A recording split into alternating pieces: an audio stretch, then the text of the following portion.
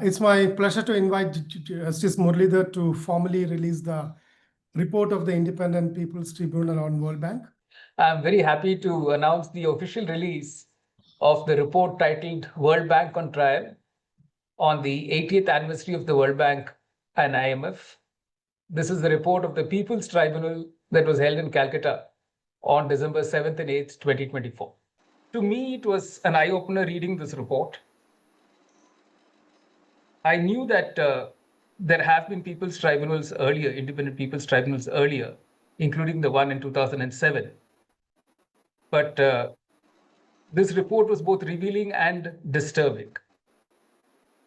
In the first place, the report talks of India's increasing debt trap. And it says, and I wish to quote, the debt trap, according to World Bank's International Debt Report 2024, shows that India's external debt has seen a significant rise over the past 2 decades, reaching $648.6 billion by the end of 2023, from $290.4 billion in 2010. A substantial 77% of this debt is long-term, while the remaining is short-term, making the country highly vulnerable to external financial pressures. Approximately 1/3 of India's external debt is owed to multilateral institutions, with the World Bank accounting for 11% of the total. Now, this kind of information is rarely made public by the government of India itself, even during its budget presentations. So I think the layperson in India is unlikely to realize what is this extent of external debt that India faces.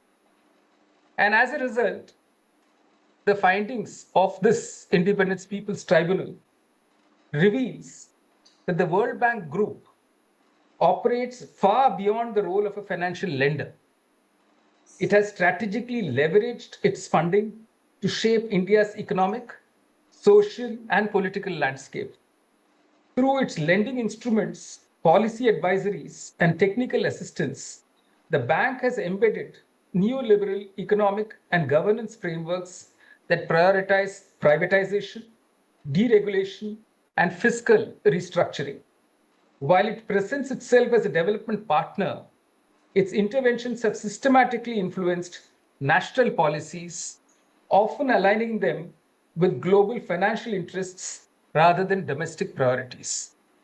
So when we are told in the public domain by the government, either through the Prime Minister or the Finance Minister, that this is the new policy thrust that India is putting forth for reaching, let's say, a 5 trillion growth, little bit do we realize what is driving this change, what is driving this push, and who are the real beneficiaries of such economic policies.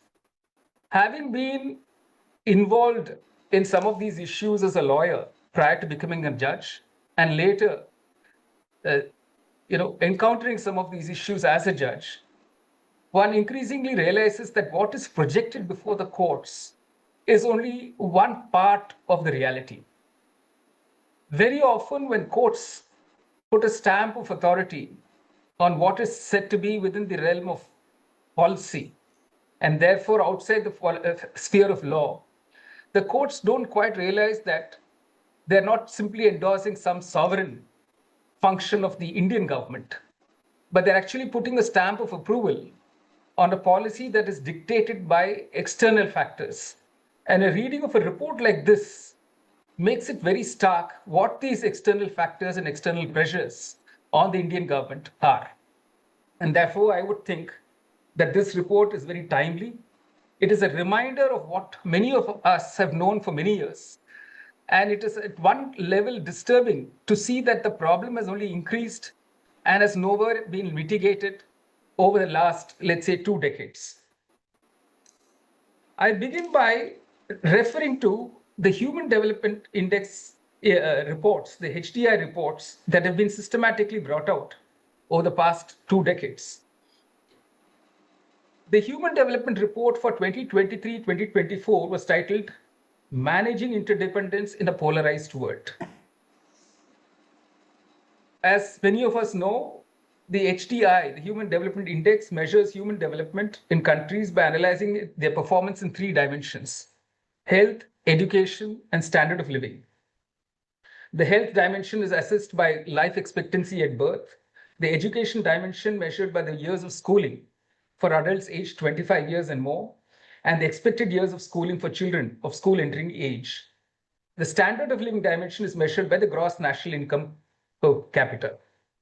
India's rank, which was 134 out of 191 countries in 2022, has improved to 130 in 2025.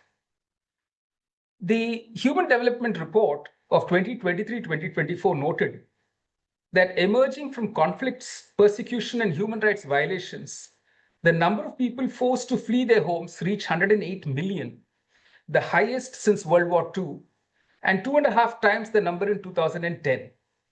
And this does not include, and this is important, this displacement does not include the latest displacements, Palestinians in Gaza, the Armenia refugee crisis, among others. 1 in 5 children globally lives in or is fleeing conflict.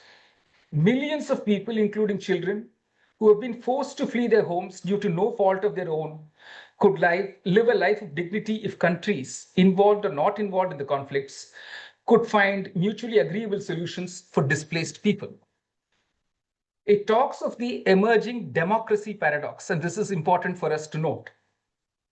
Nearly 9 in 10 people believe that democracy is a fundamental pillar of political systems, but support for leaders who may bypass the fundamental rules of democratic process has markedly increased. Today, more than half of those polled express support for such leaders. And we're seeing, therefore, a global trend where dictatorial regimes have emerged through political process, through these so-called democratic processes, and have irreversibly changed the direction of the so-called development through economic policies, not dictated by people's interests, but dictated by corporate interests. And this report that we've released today vindicates this understanding of what has happened world over in the last 2 decades, and with particular reference to India. The 2023-2024 Human Development Report, which was titled Breaking the Gridlock, made it clear that our limitations are not technological but sociological. Many of the crises and inequalities we face persist, not because solutions are lacking, but because we have failed to act. And this is the important thing for the 2025 report, where it focuses on artificial intelligence.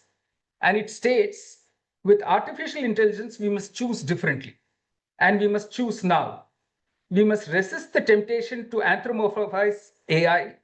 And yet, in many ways, it acts as a mirror, reflecting and amplifying the values, structures, and inequalities of the societies that shape it. AI does not act independently of us. It evolves through our decisions and our priorities. If we fail to address the injustices and that divides us, AI will only entrench them further.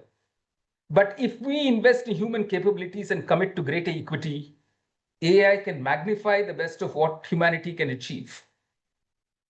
So this is asking for people to be placed at the center. And I think today's report is in line with what is being said here internationally and the lived experience of people the world over. The growing inequalities in Indian society, brought about by a model of development, has indeed excluded large sections of our population. And this has been noticed way back in judgments of the Supreme Court, which go back to 2010. In a decision delivered in 2010, which reviewed the government's decision to give the right to offshore oil reserve exploration to a private corporation, basically Reliance, it was observed, and I quote, "The neoliberal agenda has increasingly eviscerated the state of stature and power, bringing vast benefits to a few, modest benefits to some, while leaving everybody else, the majority, behind." As we cast a glance across the face of our land, the greater incidence of social unrest, movements for greater self-determination seem to occur by and large in states and regions that have plenty of natural wealth and paradoxically suffer from low levels of human development. In July 2010, another bench of the Supreme Court of India remarked, and I again quote, "It is very often the process of development that most starkly confirms the fears expressed by Dr. Ambedkar about our democracy. A blinkered vision of development, complete apathy towards those who are highly adversely affected by the development process, and a cynical unconcern for the enforcement of the laws lead to a situation where the rights and benefits promised and guaranteed under the Constitution hardly ever reach the most marginalized citizens." When we look behind and see in the last 2 or 3 decades instances of mass displacement of populations, tribal populations, populations of the marginalized and weaker sections, as a result of large projects, particularly dams, we see that the Supreme Court has actually deferred to the so-called executive policy making. And it is only through a majority of voices on the bench, like in the case of the Teri Dam project, there were 2 judges who went along with the government's policy making, while 1 judge strongly dissented. Likewise, when the Sardar Sarovar project was questioned in the Supreme Court, on a bench of 3, 2 judges went with the government and 1 dissented. But the dissent, the voice of the dissent in both these decisions was quite powerful. In the Teri Dam judgment, which goes by the cause title of ND Jayal versus Union of India, the 3rd dissenting judge, Justice Dharmadhikari, acknowledged, and I'm here quoting, "There are economic costs as well as social costs and environmental costs involved in a project of construction of a large dam. The social cost is also too heavy. It results in widespread displacement of local people from their ancestral habitat and loss of their traditional occupations. The displacement of economically weaker sections of the society and tribals is the most serious aspect of displacement from the point of view of uprooting them from their natural surroundings. Absence of these surroundings in the new settlement colonies shatters their social, cultural, and physical links."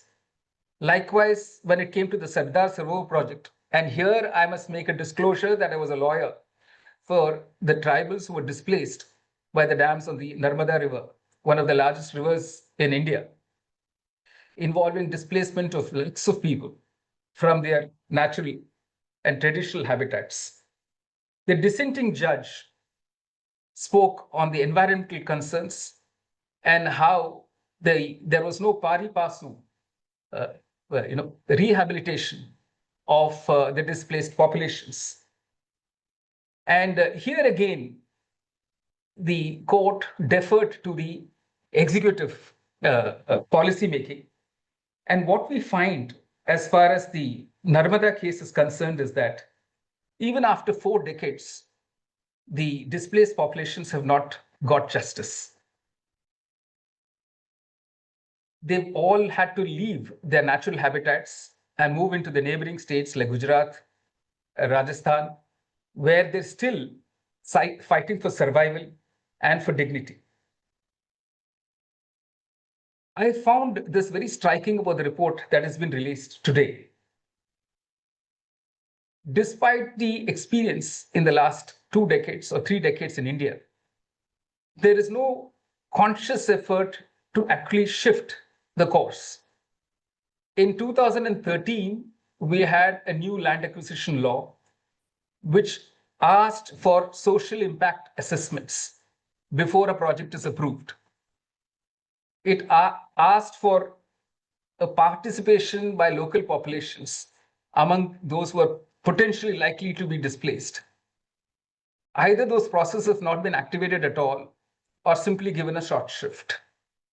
They've allowed states to amend the central law and bypass the requirements of this democratic decision making. So this has resulted in actually people being kept out of important decision-making processes concerning location of projects in areas which are dominated by the tribal populations.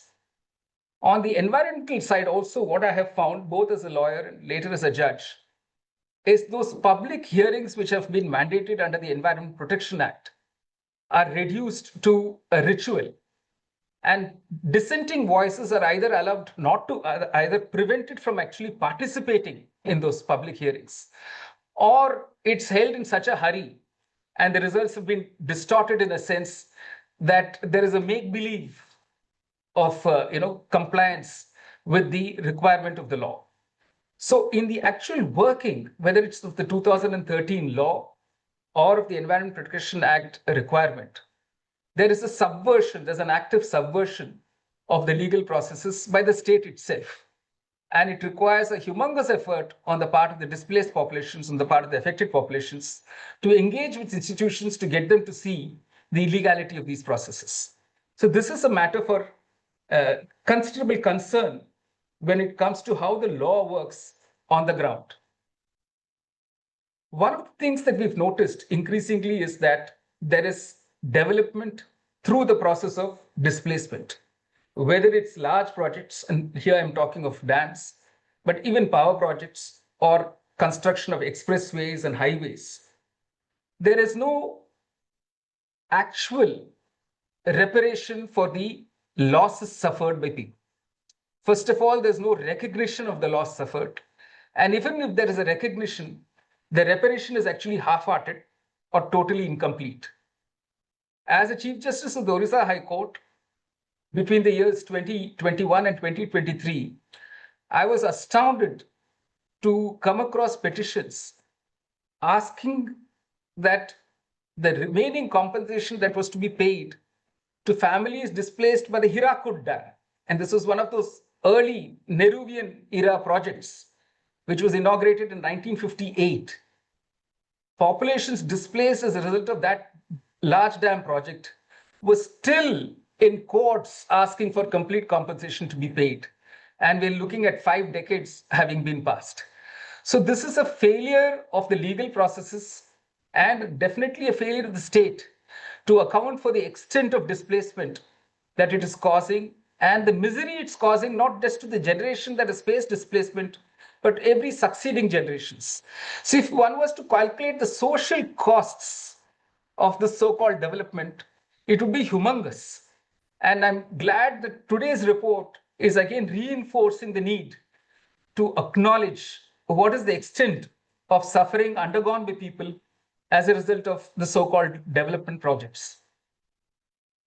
The other is the overall theory of the greater common good. This is always put forth as a justification for these exclusionary policies. All these instances that I've spoken of and today's report reinforce that this is not for the greater common good at all, because it ends up increasing the inequalities, enriching a few at the cost of the many. And this therefore cannot be justified under any yardstick. What are the challenges that we face? One is that as a result of these kind of economic policies, where we've elected governments that seem to align their interests with corporate interests, we are creating what are called oligarchies. In fact, I think the two alphabets A and I encompass within them the names of the two biggest corporate houses of this country. And AI is really a threat in that sense.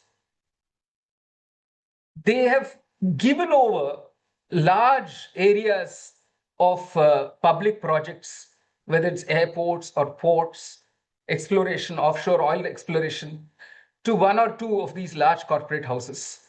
And we see a withdrawal of the state even from the welfare sector.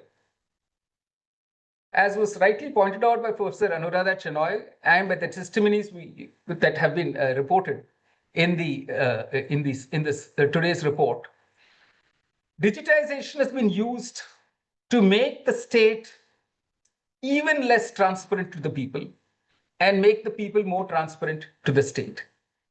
And there is a constant surveillance of any forms of resistance, of any forms of dissent, endangering the lives of people. So we've seen, as a result of encouraging corporate oligarchies, they have used state power to quell dissent. And the coercive state machinery follows just not activists, but even journalists, independent journalists, and of late, even lawyers. So no one feels safe if they're standing up to fight for the tribal populations, for those facing displacement. And this is a constant threat that looms over all of them. There is also a lack of political support. And here I'm making a serious case, not just about the government at the center, but even at the governments of the states. They seem to work in tandem or work alike when it comes to quelling popular protests and demands for greater transparency and accountability.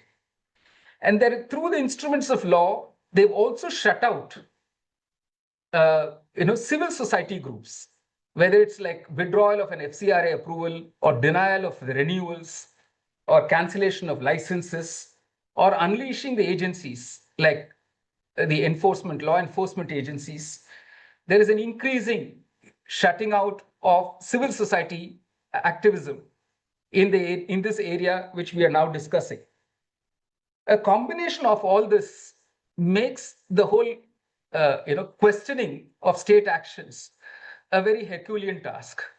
But as was pointed out by Professor Chinoy, by Pamela Philippos, and other speakers, it is heartening to see that there is a new generation of people who, despite all these odds, are prepared to stand up and fight for the people.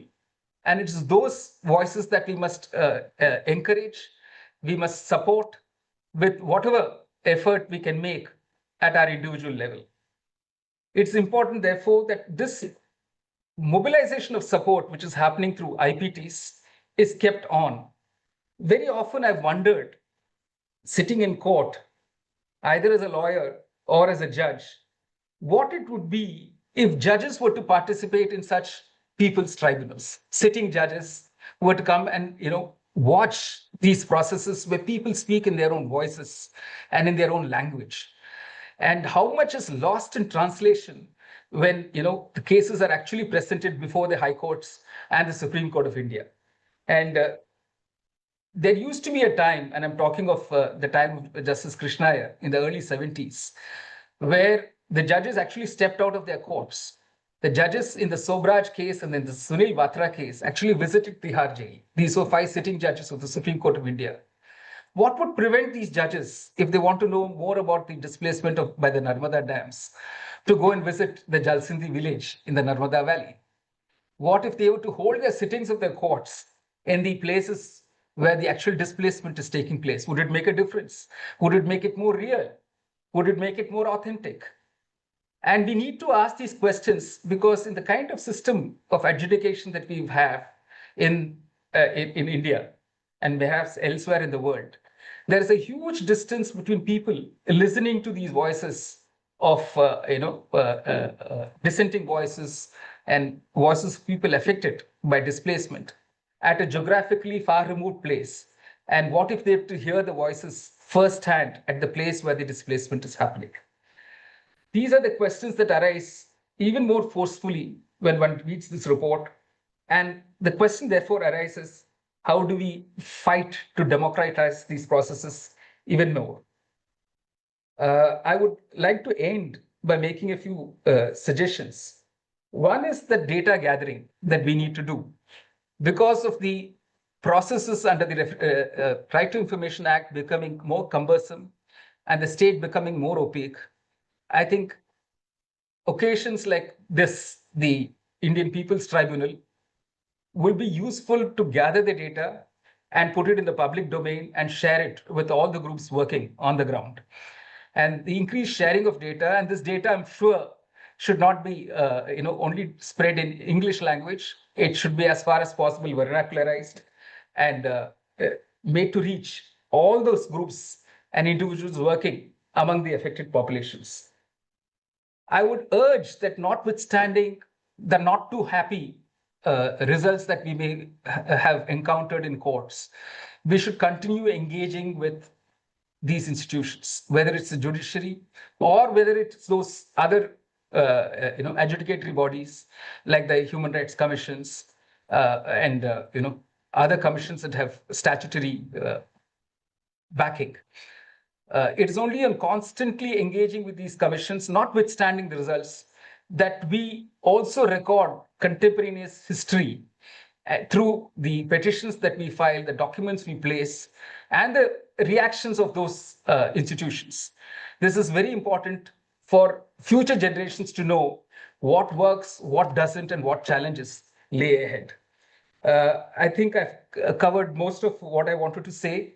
I must thank the Center for Financial Accountability again, and I would encourage the holding of such tribunals increasingly to bring the people's voices to the fore. Thank you for this opportunity. Thank you very much.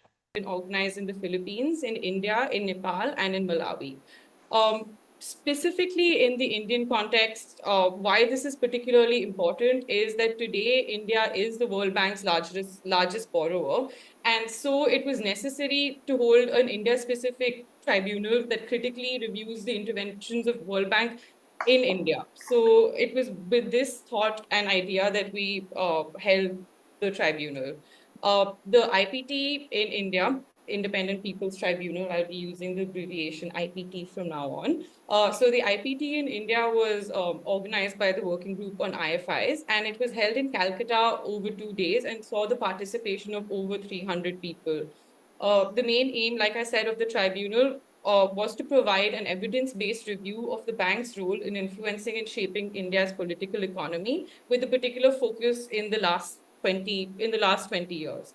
The tribunal included both expert analysis and testimonial evidence from over 30 speakers that was presented across 5 sessions. The first session looked at the historical role and the evolving influence of World Bank in India. The second session looked at the impact of legacy cases such as the Sardar Sarovar project, Tata Mundra, Mumbai Urban Transport Project, etc. Then we had a session on the role the World Bank has played in transforming key Indian public sectors such as agriculture, health, education, banking, water, and the list just goes on and on. The next session we looked at, and this is what perhaps captured the newer dimensions of World Bank interventions in India, is how the World Bank has been undermining people's rights and has in indirect ways contributed to the erosion of democracy and democratic processes. So this session also looked at how India has diluted certain labor and environmental protections to suit pro-business interests that have been pushed by the World Bank. It looked at how inequality is increasing. It looked at how the World Bank is supporting more and more authoritarian regimes. So broadly exploring World Bank and its impact on people's rights and democracy. And the final session of the tribunal looked at what is a major focus of the World Bank today, which is climate finance, and the role that the World Bank has played in enabling this climate crisis. So the findings from this findings and testimonies were presented to a 4-member jury comprising of Professor Anuradha Chenoy, Pamela Philippos, Professor C.P. Chandrasekhar, and Sujata Batra, which have now been compiled into the report that we will be releasing today. Just briefly on the program today, we will be hearing from organizers of both the Indian and the international process of the People's Tribunals, some key findings from 2 of our jury members. Edwin, over to you. Thank you, Asmi, and welcome to everyone. Today we stand at pretty much at the end of the post-World War II order, where we can literally see before our eyes the whole thing collapsing. The World Bank was made at that time, and for those of us who like to look back at history goes around in cycles. They say first time as a tragedy and then as a farce. And the World Bank has been a gatekeeper for many of us in terms of finance, in terms of knowledge. In the post-World War order, it was essentially Eurocentric. The international community was just 6 or 5 white Anglo-Saxon Protestant nations controlling the flow of capital, knowledge, and ensuring that they had perhaps the longest peaceful time in their history, but exporting violence across the world. Now, this is just a reflection of how it was 500 years ago after the Roman Catholic Church split. There was lots of violence among Christian factions in Europe. They decided that they would export the violence across the world. We had all the charters that said that each king can go rape, pillage other nations. And so they exported the violence out of Europe. 100 years ago, the violence came back. They could no longer hold their imperial possessions. Germany was coming up, started the violence again in Europe, had 2 world wars, and then again they set up a new institution the same way, export the violence, use democratic language. And what we are seeing today in Palestine is a genocide that they have exported. The genocide that the white European Christians did on the Jews was exported to the Asian Arab Muslims. And we are seeing the consequences of that now. And we still have the vocabulary that says that the violence is by the Palestinians. The rules are different for the victors, the Eurocentric nations. If our countries get into an economic hardship, it's always tightening the screws. When it's the United States, it's qualitative easing, print billions of dollars. When it is for us, it is lending. When it was for white Germany, it was a grant. So we see these double standards right through history. With the post-World War order collapsing, yes, it is the dance of the dinosaurs, but the dance of the dinosaurs does have the potential to create havoc before the age of the dinosaurs is gone. But despite all this, we are performing a very historic task, which is to document a performance report, a citizen's audit of these institutions that were instrumental in upholding the iniquitous world order. And this is very important as a first step in holding them accountable. Because today, again, we see that in Gaza, with the ongoing genocide, Tony Blair of the weapons of mass destruction fame is being given a very prominent role. So our task now, for which many have been working for decades, culminating in the 2-day conference that we had in Calcutta, but also in other parts of the world, is an important point in this journey. So this is just a very brief overview of the process that we started last year. So the tribunal was really inspired by the methodology, as it is a form of access to justice that gives alternative spaces for building collective agency, people's power and resistance, because we know many of the dominant court system now, people are not really able to access it, and often the law works against the grassroots and workers and other basic sectors. No? So this is available also in the website of APMDD through the brochure, so I will not read everything. And some of the objectives was, of course, to really involve people, no, to engage, educate communities, of course, raise awareness, and really have them speak their voice, no, on how the IMF and World Bank projects are impacting their lives and their communities. Also provide this empowering space for people and shine a light on situations, especially of illegitimate debts which we are demanding should be cancelled outright without conditions, and also gather evidence that could be used in other international fora and tribunals.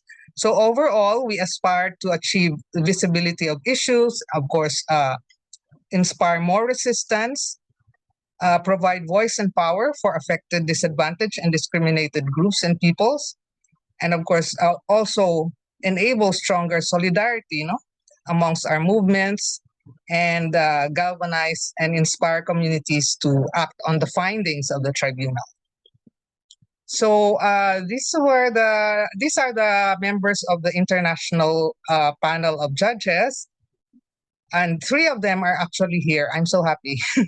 So we have, of course, Professor Anu, who also served as one of the national jurors in the India Tribunal. We also have, of course, Chi Kling, who will be sharing with us today. We have Butch Manuel Montes, who's also joining us, and also Kumi Naidu from Africa Rising, was also part of the panel of judges. And then this I'm just flashing, the co-organizer. So this was really reaching out. This really reached out to the different global regions. So the process was partly regional, also national, and in the regional we also opened to cases from other, cases, for example, outside of Asia, to be able to show how expansive the tentacles are of the IMF and the World Bank. So these are just the pictures of the 4 sessions that have been held so far, and I think we may see more in the future. So these were the posters that came out to promote the International People's Tribunal launching and first session in the Philippines, followed, of course, by India. Then we had the one in Kathmandu, Nepal, already in 2020, in 2025, and then the one in Malawi, Africa, Lilongwe, Malawi, from June 19 to 20. And these are some of the charges that were leveled against the IMF and the World Bank. I think also that this is shared by by the other sessions, in terms of the illegitimate debts, also the exacerbation of the climate crisis, the widespread violation of basic rights to essential services, and of course for widespread hunger and the violation of the right to food and the rights of small food producers. So these are some of the pictures from the Manila launching and first session. So what happened in Manila was that it started with the People's March. You can see there to the right, the march of people going to the venue of the International People's Tribunal. And these are some of the placards that were carried.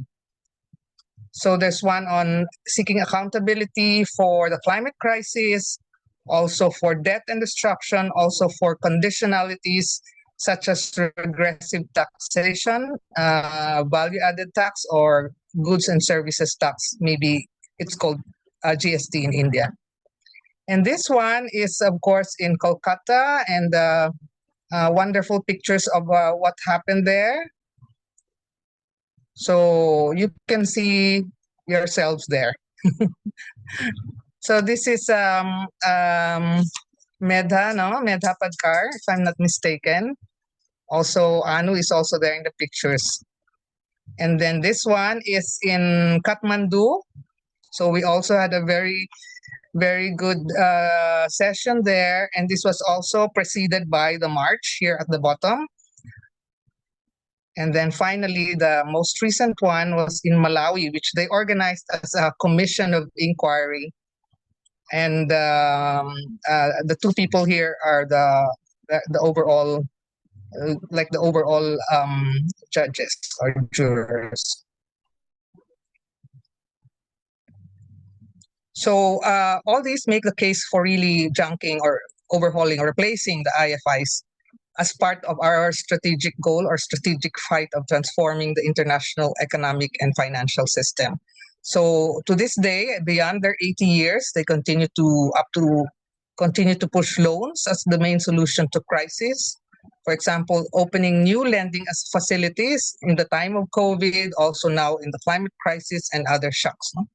They continue to impose austerity programs, although they continue to deny this. These include wage caps on the public sector, regressive taxes, privatization of essential services, and the like. So it cannot be underscored often enough that exposing and resisting these leading financial institutions and the G7 countries that own and dominate them must be sustained and advanced.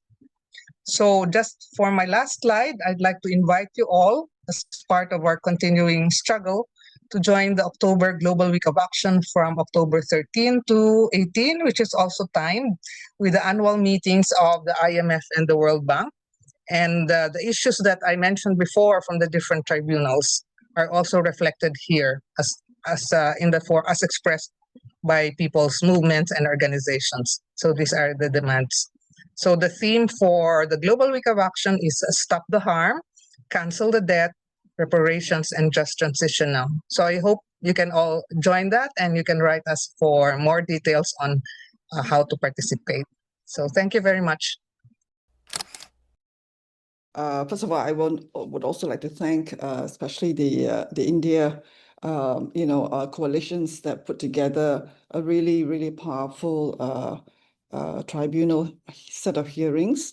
And despite the challenges, because most of us on the panel had to join virtually, but the power of the testimonies, the depth of the evidence from the ground, the voices of the lived realities came across extremely powerfully.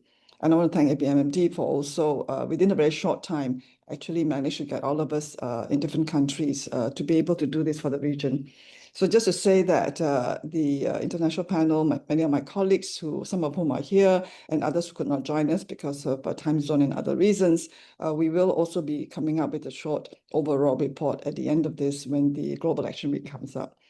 I just wanted to say that 80 years later, as Evan, you had pointed out and reminded us at the beginning, these are institutions, the World Bank and the IMF, that were very much created in the immediate post-colonial period, not to help us move into independence in every sense of the word, not just political independence, but also economic independence and sovereignty to choose the development pathways that each of us in the South have a right to. And we were not considered to be even recognized as nation states because of the whole colonial history.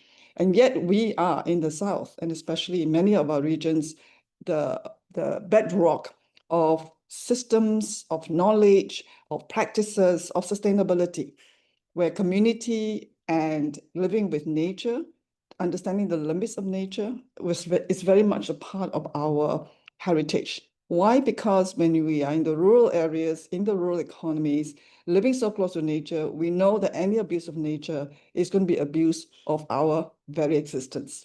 And so when we look at what has happened in the last 80 years, in the name of development, the World Bank has actually, as we've seen, and has not changed because protests, organized resistance, country after country, and we saw that in India, one of the most organized mass movements against dams and deforestation and the displacement of agriculture systems and the violation of rights.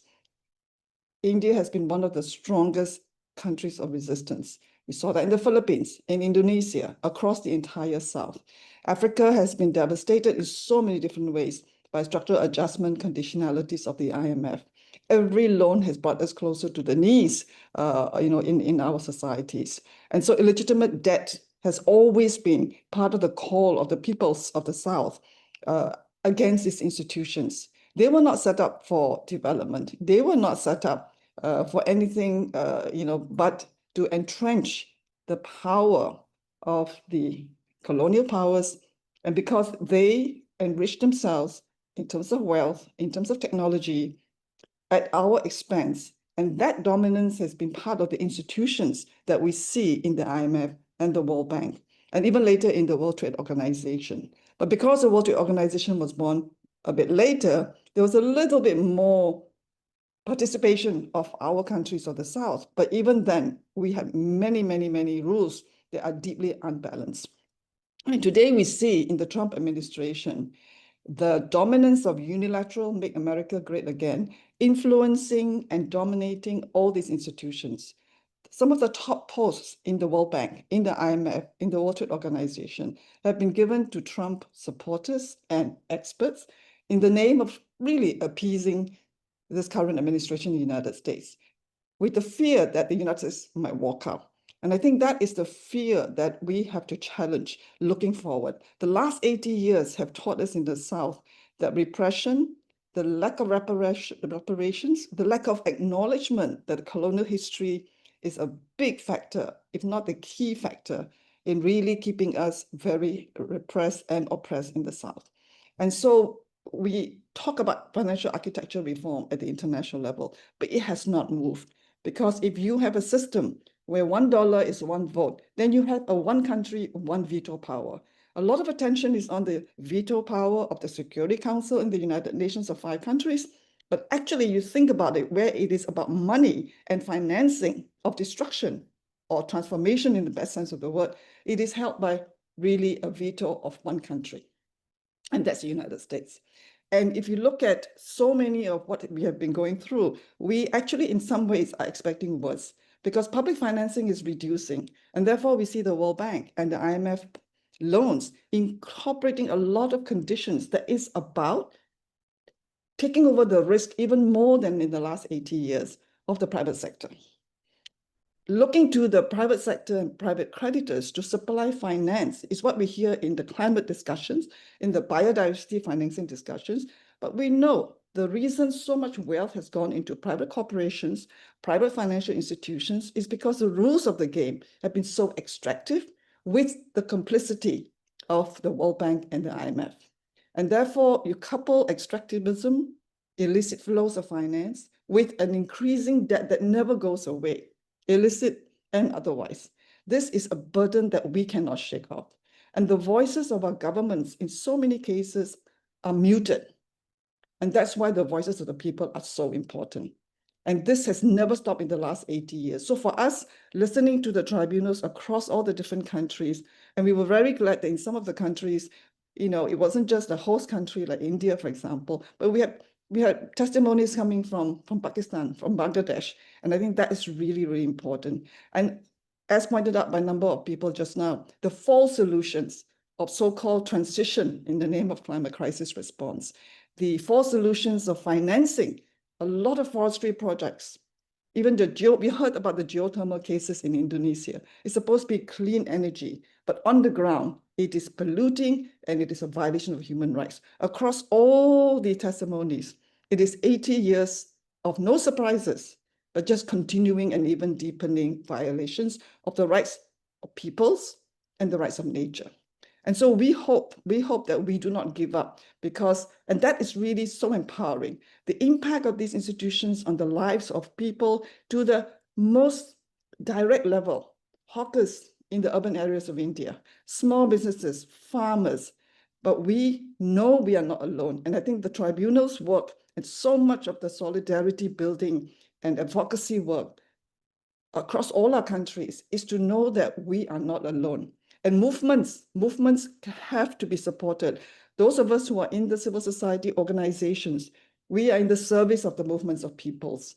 And how do we actually continue doing that? And for me, and many of our colleagues on the panel and the organizers of all these tribunal hearings, that this is one very important opportunity for us to come together and really see the story is repeated and repeated. And we will say, no, enough is enough has been a long call, but more is going to come and we must not give up. And the spirit and the passion and the power of people is our hope. So let's see how we can not just look at the Global Action Week later in October as the culmination of this series of hearings and so much more activism going on all over the world, but as a chance for us to think, how do we do even better? How do we increase solidarity? And Edwin, Palestine, Gaza, West Bank is the ultimate when multilateralism, sovereignty is really weaponized.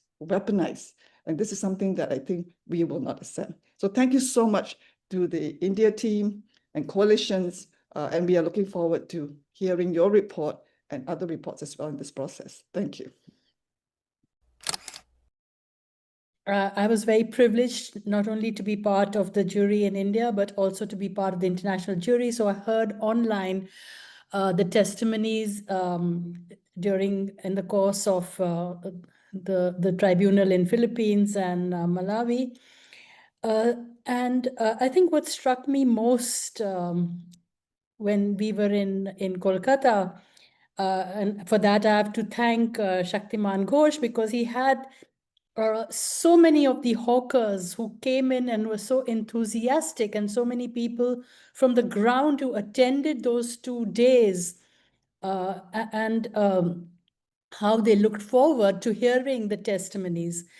And secondly, I think the leadership of the major social movements in India over the past so many years, they were all there in strength over the 2 days, whether, of course, the most well-known of them, Medha Patkar, but so many of the others, Usha Ramanathan, who worked on the UID, I mean, all of them, and you can see that in the report.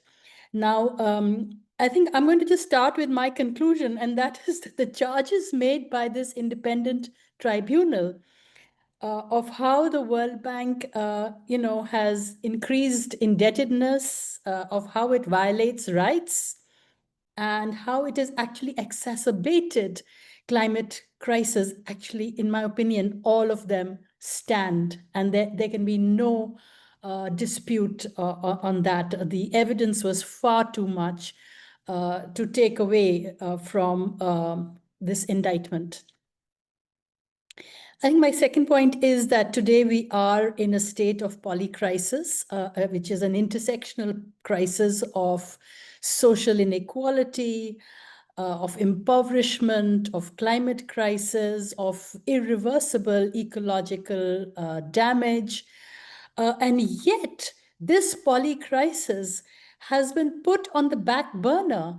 And the problems that people face on account of, we call it, indebtedness here, and increased in poverty and inequality, and what people in the West call cost of living crisis, that's been put on the back burner. And what is being blamed instead is migrants, is a fact that some countries have risen more than others, and therefore the whole neoliberal paradigm is under threat, that the new forms of neocolonialism are under threat, and therefore colonialism should come back to many of its original forms. And we've seen that in the MAGA and the collective West discourse currently. But what we saw and heard from this, the multiple social movements and their leadership, was clearly that the World Bank is an instrument, is a methodology of reinforcing neoliberalism and neocolonialism in so many ways. Sometimes we think these are mere words of left rhetoric, but if you talk to ordinary people, you can see how it unfolds and impacts their individual lives. So what we also saw, that all these groups and movements who'd worked for, decades, whether on dams or urban housing or on removing the livelihoods of hawkers or on climate, and their appeals that they've made to our own governments and to the World Bank, they've fallen on deaf ears because there's a completely non-transparent methodology. And I think I would call it a kind of and now it is a bureaucratized digitalization which has taken place. So you get no responses, and you're not supposed to get responses because there are these AIs and these robots who would give you some standard reply. So there is really no accountability, though they keep talking about words like inclusivity. If you see World Bank documents these days, they have this rhetoric of gender mainstreaming, inclusivity, green, the importance of green development and people's, so they've adopted our language, but they're doing exactly the opposite. And there's a complete disregard of the people affected by these projects. So who does it benefit? Basically, the corporates. And the conditionalities are really a debt trap. And there's a shock that people get, and they have to, these smaller, especially the LDCs, the least developed countries, have to keep going back to the World Bank. I know countries which have rescheduled their debt the 23rd or 24th time, including some of our neighbors. Really, what we saw was because of these big projects that the World Bank gives, there is displacement of hundreds of thousands. There is a support for authoritarian governments and methodologies. And I think the World Bank is quite responsible for the rise of right-wing governments world over in our country. There is a clear enmeshed structure of power, which is a revival of those 500 years of colonialism again. The models of digitalization that we heard about and the way they have been put in practice, and we can see it even now, it came out in the tribunal, the way the Indian so-called unique identity, citizens thought it was for that they would get an identity, but in the recent elections which are going to happen, again, their identities are being questioned. You cannot even, they had to go to the court to say that, we stood in lines for days to get this UID, and now you're saying that it's not a valid document, and you're still questioning our right as citizenship. And the worst thing we heard was about the ecological devastation from the brilliant ecologists and environmental activists who were present in Kolkata. And what also, lastly, I would say, not only do their charges stand, but the resistance is there, and that is very heartening. And sometimes we feel it's cracking the crevices. As you can see, the resistance finally against what's happening in our live stream genocide in Gaza. And I'm looking forward to seeing that kind of resistance on the streets against the World Bank and IMF also. So I will hand over to my co-jurist, Pamela. Thank you. 30 experts from various sectors spoke to us. And it's amazing that there were instances where there was also a pushback. The way Medha described her resistance to the World Bank, they managed to actually stop the funding. And she did it, she said in those days there was no right to information, but there was right to interaction. And we went to people, we talked, and we actually made out the case that this bank is absolutely hollow. It's destroying people rather than building. And as a result, she was able to convince the Bradford Moss Committee. And the results, of course, we know. But of course, the dam got built. And that's the challenge, that whatever we do, it seems that forces far more powerful than us are there.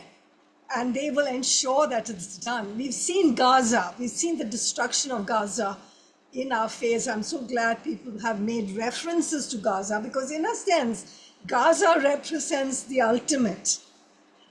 You know, you see all these micro and macro level, you know, changes that are happening and how they translate into people's lives. So the building, the interlaying of power and political power and corporate power and World Bank power, they become a triumvirate, you know, that can actually finish off whole communities. We heard about villages suffering from silicosis because mining, you know, the big corporates have been allowed to mine and kill people's lungs. That's what's happening. So it's important. I think this experience of listening to people also made us make the connections between what's happening at the macro level and what happens at the micro level and the intrinsic links between the two.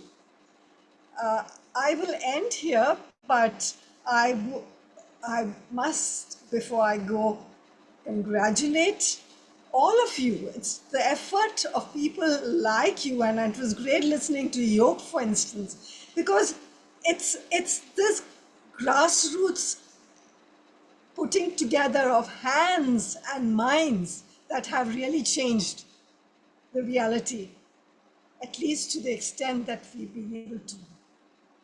Thank you very much.